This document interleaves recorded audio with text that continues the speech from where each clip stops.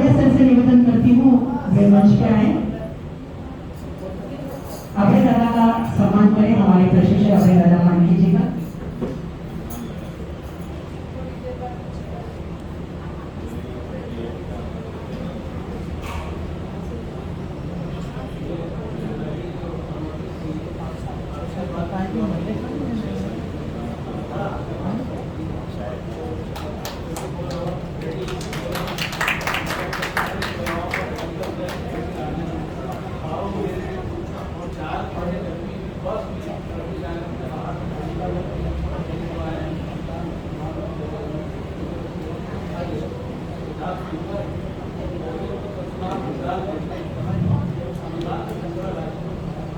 बहुत ही पारिवारिक और बहुत ही आत्मीय कार्यक्रम।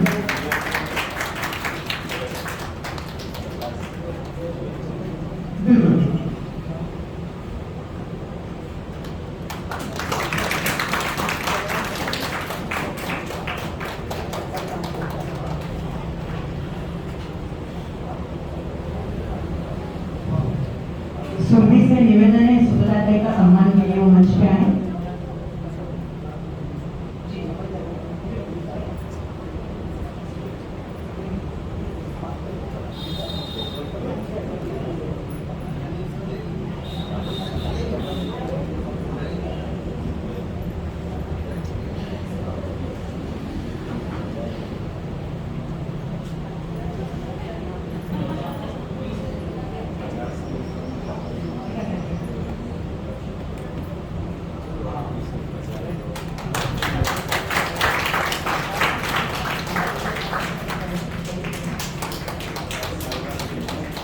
हमारे अनुश्री ताई सभागृह में शायद उपस्थित हैं। अनुश्री ताई करें।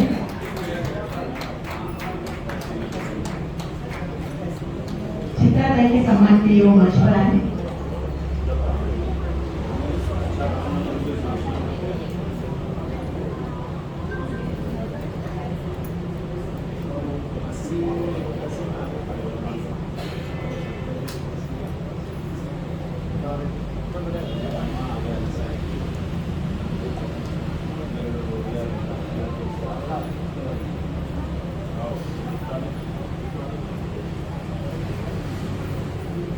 हमारे दिनेश भैया वॉलंटियर से निवेदन करती हूँ शंभू जी का सम्मान है मंच पर आए।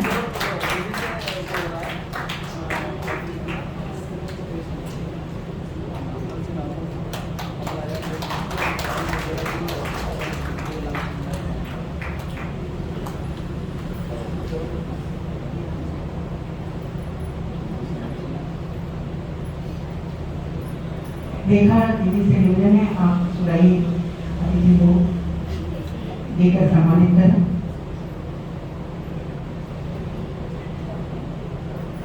हमारे विद्यार्थी परिवार का ये नेतृत्व कर रही है।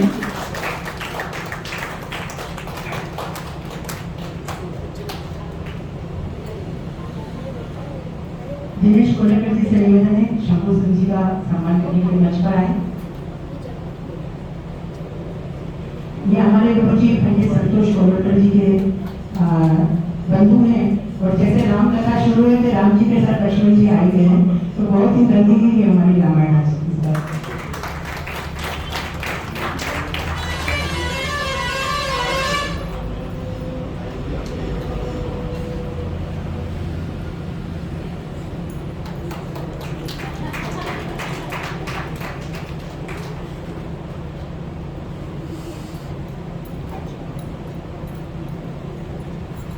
आज के ये सौभाग्य है और ये मुझे बहुत अच्छा लग रहा है कि आज मंच पे जो भी बैठे हैं ये हमारे संस्था को हमारे कार्यों को हमेशा सहयोग के लिए तैयार रहते हैं। हमेशा वो आसपास रहते हैं, सब तरीके से मदद करते हैं, लेकिन कभी मंच पर हम उन्हें बिठा नहीं पाते हैं। लेकिन ये आज पहला अवसर है और मुझे बहुत खुशी है कि दोनों ने वो स्वीकार नहीं तो कभी स्वीकार भी नहीं करते हैं ऐसे मंच पर आना, लेकिन आज मंच पे अतिथि के रूप में उन्होंने दायित्व संभाला और हमारे इस कार्य में सहयोग दिया, इसलिए मैं उनके आभार व्यक्त करती हूँ। मंडल जी से निवेदन है 2 शब्द करके हम इस कार्यक्रम के समापन करेंगे।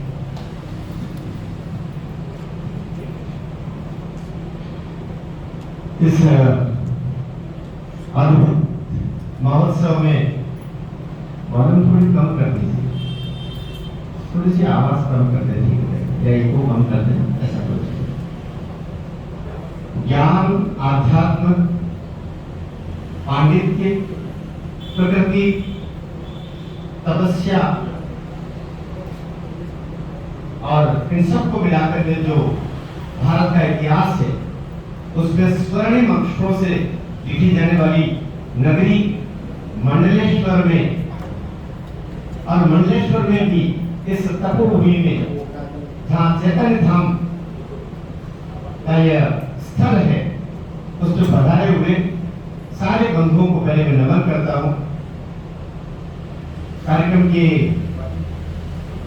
हमारा आशीर्वाद दाता श्रद्धेय भालचंद्र दादा, प्रमुख अतिथि के रूप में मेरे बड़े भाई प्रकाश जी, जिनके आते ही अंधेरा भाग जाता है, आदरणीय चित्रा दीदी, और अभी स्वयंवर जनक नंदिनी का उस अद्भुत गीत के द्वारा, मीठे गीत के द्वारा जिन्होंने हम सबको मंत्र मुक्त कर दिया, ऐसे अभय जी मान के, और आदरणीय सुखदा के, आप तो द्वारका नगरी है, द्वारका का कार्य आप उसमें कर रही हैं, सुखदा बहन, हमारे इस संगीत के कार्यक्रम को नियोजित करने वाली हमारी संगीता दीदी, तो प्रेरणा जी के नाम से भी जानी जाती है, मुझे बताया कि वो ससुराल में प्रेरणा है और यहाँ पर वो संगीता है, तो प्रेरणा जी की प्रेरणा से ये संगीता जी यहाँ पर संगीत का महोत्सव कर रही है। उन सबको मैं नमन करता हूँ, प्यारे प्यारे बच्चों को शुभाशीर्वाद देता हूँ, और दो चार शब्द कह करके अपनी बात करूँ। एक बहुत मीठे गीत के द्वारा आखिर 3 दिन क्या हुआ, आखिर 3 दिन होगा क्या, जो होगा उसका ट्रेलर ले लीजिए, उसका संक्षिप्त रूपांकन कह लीजिएगा, वो अभय जी ने प्रस्तुत किया। आप अभय जी का सुन करके इतना मौन रहेंगे तो बात बनेगी नहीं, मुझे भी तो तालियां चाहिए भाई। तो ये बड़े बच्चे हैं, मुझे 4 पंक्तियां याद आ रही है, मैं उसमें अपनी जोड़ रहा हूँ। प्रभु श्री राम जब वनवास में थे तो अचानक सीता माता का अपहरण हो गया, रावण ले गया, फिर लक्ष्मण पर दोनों वन वन घूम रहे, वहां से संकेत हुआ कि शबरी आश्रम में, वहां से संकेत मिले, वो शबरी के आश्रम से कहीं दूर है। आगे बढ़ते हैं, देखते हैं कि फूल ही वो रास्ते में बिछे हुए हैं। मेरी अपनी पंक्तियां हैं, यूट्यूब चैनल पर पूरी आप देखेंगे, शंभू मनन नाम से मिलेगी, और भी बहुत सारे। मैंने अशोक वाटिका साहित्य तक यात्रा की, तो उस यात्रा में बहुत सारे संबंध हुए। मैं 4 पंक्तियां सुनाना चाह रहा हूँ। लक्ष्मण जी कहते हैं, लक्ष्मण ये रास्ता किधर जा रहा है जहाँ फूल ही फूल बिछे हैं, और कवि की कल्पना जगती है।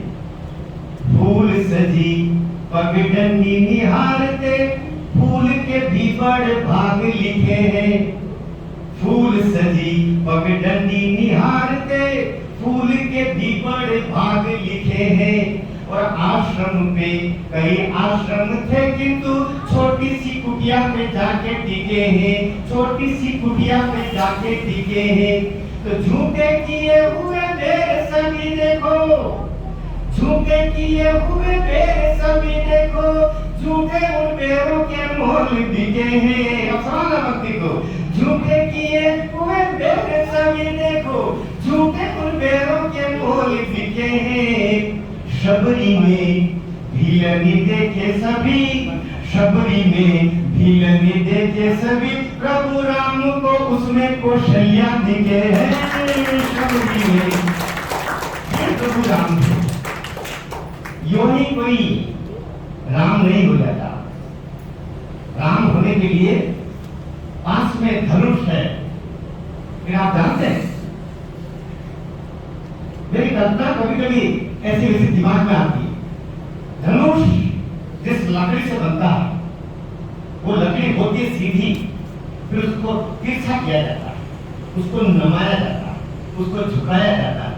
जो जितना झुकता है वो उतने दूर तक प्रवाह कर सकता है।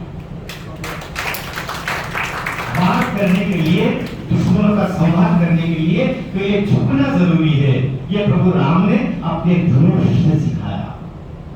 कृष्ण का काम है, प्रभु कृष्ण तो सुदर्शन चला तो फिर काम ही हो गया। और इसलिए ध्यान रखिए, भगवान कृष्ण के केवल एक गुरु था, संजीवनी थी, हमारे ऑलरेडी बैठे हुए। लेकिन भगवान श्री राम के दो गुरु थे, दो गुरुओं से बना हुआ, और दोनों गुरु दो ध्रुव है, दोनों अलग अलग है। एक शीतलता के पर्याय गुरु वशिष्ठ और दूसरे बारूद और अग्नि के पर्याय विश्वामित्र। दोनों दो धाराओं की, और इन दोनों से जब कोई मनुष्य बनता है तो वो मर्यादा पुरुषोत्तम बनता है। इसलिए ये अद्भुत अद्भुत अद्भुत व्यक्तित्व का नाम है, अद्भुत देवता का नाम है, अद्भुत शक्ति का नाम है। कि हम जैसे जब गीत में रामायण को पढ़ते हैं, जब रामायण में गीत को पढ़ते हैं, उसके साथ जब संगीत में जुड़ जाता है तो चैतन्य धाम हो जाता है। इस बात पर अवस्था तब वो चैतन्य धाम हो जाता है। मैं बहुत बहुत बहुत बहुत शुभकामनाएं देता हूँ। और बच्चों से बात करूँ, ये दोनों ध्रुव हैं, राम और कृष्ण से पूरी पूरी भारत की संरचना हुई। इन दो देवता, एक कहीं उत्तर से चला दक्षिण तक गया, एक पश्चिम से गया पूर्व तक गया। दोनों ने पूरे भारत भूमि को नापा, इसलिए अद्भुत भूमि। राम का जिक्र करें तो पंक्ति याद आती है कि दुख क्या है। दादा, राम का व्यक्तित्व देखिए, कौन साथ चलता है कौन नहीं चलता है ज्यादा अंतर नहीं पड़ता है, मुझे तो चलना है। दुख क्या है, समंदर को बता भी नहीं सकता। दुख क्या है, समंदर को बता भी नहीं सकता। आंसू मेरी आंख पर आ भी नहीं सकता। दुख क्या है, समंदर को बता भी नहीं सकता। आंसू मेरी आंख पर आ भी नहीं सकता। तू मुझे जा रहा है छोड़कर, जा तुझको भी क्षमा। तू जा रहा है छोड़कर, तू जा रहा है छोड़कर, जा तुझको भी क्षमा। हर कोई मेरे साथ में चल भी नहीं सकता। तो राम का राम होना बड़ी बात, राम होना बड़ी बात। कृष्ण का दूसरा कलेवर है। कृष्ण राम जी में जो कुछ था उन सबको देने के बाद तो कृष्ण आया। शेर जो बचा मैं बताता हूं कि किस तरीके से काम होता है। अगर कृष्ण का जिक्र हम करें तो दसेगा कौन कहां पर, खूब जानता हूं मैं। अब भगवान कृष्ण आ गए। दसेगा कौन कहां पर, खूब जानता हूं मैं। दसेगा कौन कहां पर, खूब जानता हूं मैं। सांपों की हर नस्ल को पहचानता हूं। ये भगवान कृष्ण है, अद्भुत है। 16 कलाएं सिखाई उन्हें उनके गुरु ने, लेकिन गुरु से पांच रहे, इसलिए दोनों में अंतर है। बच्चों आपसे बात करूं, राम और कृष्ण में बहुत बहुत सारा अंतर है। राम आप भी बन सकते हैं, ये भी बन सकते हैं, मैं भी बन सकता हूं, लेकिन मैं कृष्ण नहीं बन सकता। क्यों? राम में विष्णु का अंश है, आपके अंदर भी, मुझे अंदर भी, सबके अंदर। लेकिन भगवान कृष्ण वे स्वयं विष्णु के अवतार है, वेदोक्त बात है। इसलिए कृष्ण होना तो अलग बात है, इसलिए उनको झुकने की आवश्यकता नहीं थी, उन्होंने तो ये सारा करके दिखा दिया। तो बहुत एक 3 दिनों के प्रशिक्षण में बहुत कुछ आप सीखेंगे, बहुत कुछ जानेंगे। अच्छा मनुष्य होना, अच्छे कलाकार होने की पहली शर्त है। अच्छे मनुष्य हुए बिना आप अच्छे कलाकार कलावंत नहीं हो सकते। इसलिए आप संगीत के इन 3 दिवसीय महोत्सव में खूब सीखें, प्रभु श्री राम की आराधना करने का और हमें सुनने का, देखने का और आपको करने का सौभाग्य मिल रहा है। मैं आप सबको प्रभु श्री राम से प्रार्थना करूंगा कि आपका जीवन यशस्वी हो और आप खूब आगे बढ़े और भगवान श्री राम के चरित्र का गुणानुवाद पूरे संसार में सर्वे भवन्तु सुखिनः, सर्वे सन्तु निरामया, सर्वे भद्राणि पश्यन्तु, मां कश्चित् दुर्भाग् भवेत्। इस बड़े वाक्य के साथ में, बड़े ध्येय के वाक्य में आपका जीवन सुखमय हो। और यह आश्रम हमारी दीदी का प्रयास, जो संगीत का प्रयास है, एक तपस्या व्रति जीवन क्या होता है, ये हम हमारी दीदी से, संगीता दीदी से दे सकते हैं, प्रेरणा दीदी से दे सकते हैं। मैं इनके चरणों में शीश नवाता हूँ मेरी बहन के, और दादा के चरणों में शीश नवाता हूँ। आप सबको पुनः वंदन करता हूँ। एक बार हाथ ऊपर करेंगे, जय जय श्री राम। धन्यवाद भाई साहब।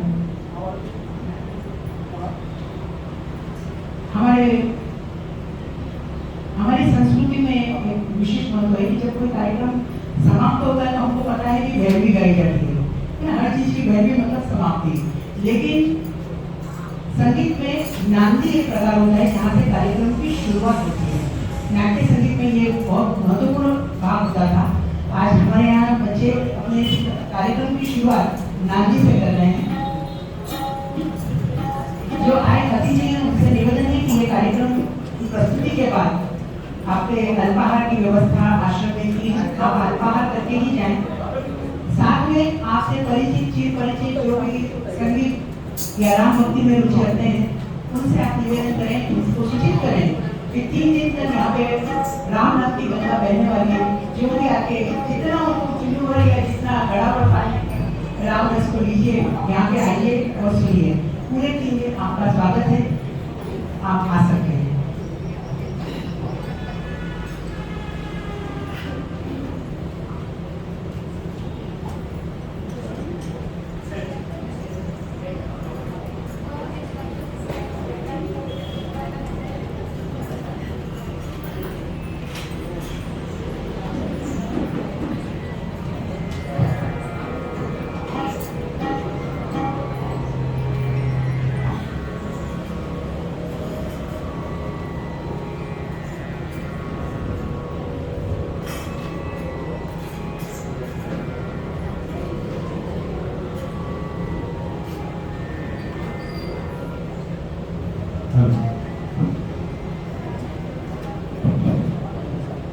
हेलो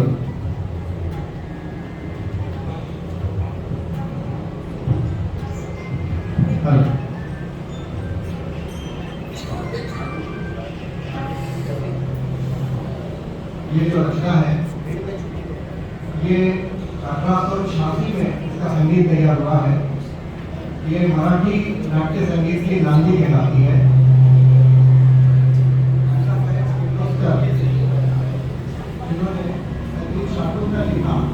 नांदी है और ये इसके लिए बच्चों को ये बड़े आती है।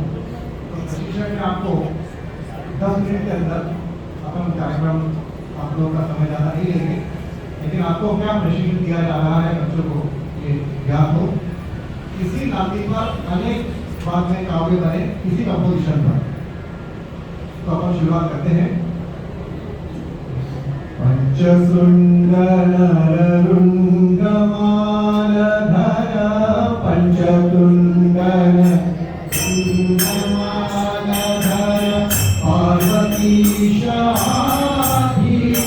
पार्वतीशाधीनमितो पार्वती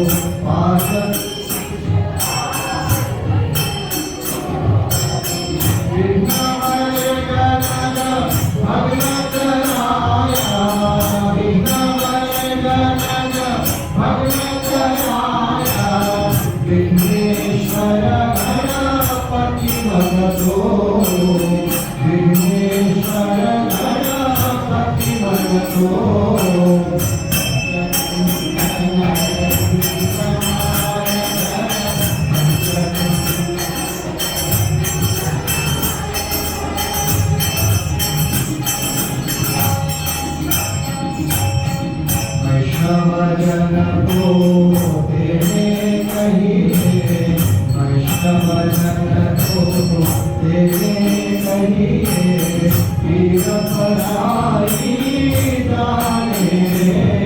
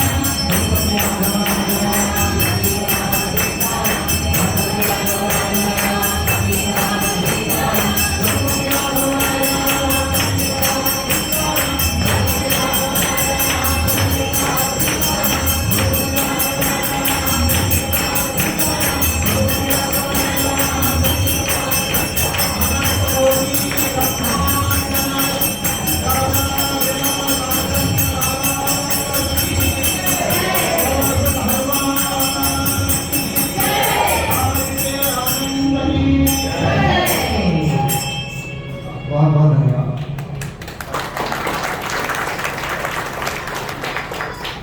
सबसे विशेष बात यह है कि तबला माता एक तो नया बैठा है, एक बार इसके लिए ताली बजाएं। ये जो ठेका मैंने इसको सिखाया, इसका नाम था धुमाली। दिन दिन धाग दिन तक दिन धागे दिन, और इसमें केवल 2 मिनट के अंदर ये ठेका सीखा पीछे बैठ। हाँ, मतलब इसलिए तारीफ इसकी है कि ये मराठी ठेका है और ये कितना कठिन है। ये ठेका है 8 मात्रा का और इसकी तोड़ है 10 मात्रा की। दिन दिन धा दिन प्रक दिन धागे दिन दिन धा दिन प्रक दिन धा गति में धा गति में धा गति में धा।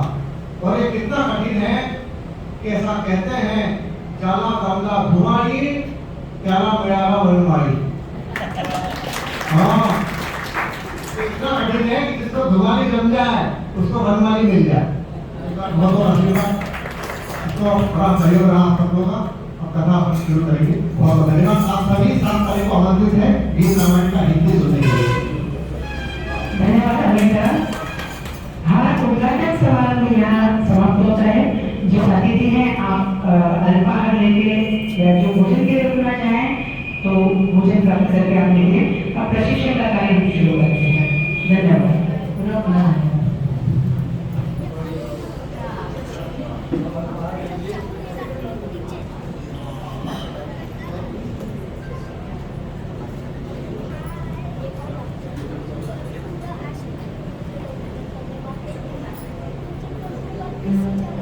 चलो